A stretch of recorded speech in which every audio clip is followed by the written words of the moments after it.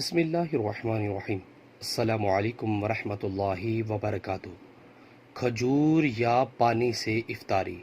رسول اللہ صلی اللہ علیہ وسلم نے ارشاد فرمایا، جب تم میں سے کوئی شخص روزہ افطار کرے تو اسے چاہیے کہ وہ کھجور سے افطار کرے، کیونکہ کھجور باعث برکت ہے، اور اگر کوئی شخص کھجور نہ پائے تو پانی سے افطار کرے، کیونکہ پانی پاک کرنے والا ہے۔ ماشاءاللہ نیچے والا موجود ہے۔ سو ویورز، ہمیں بھی چاہیے کہ جب ہم افطار کریں تو ہم کھجور سے افطار کریں، کیونکہ کھجور باعث برکت ہے، اور اگر کھجور میسر نہ ہو تو پانی سے افطار کریں، کیونکہ پانی پاک کرنے والا ہے۔ ماشاءاللہ۔ سو ویورز، اللہ تعالیٰ سے دعا ہے اللہ تعالیٰ ہمیں بھی اس حدیث پر عمل کرنے کی توفیق عطا فرمائے۔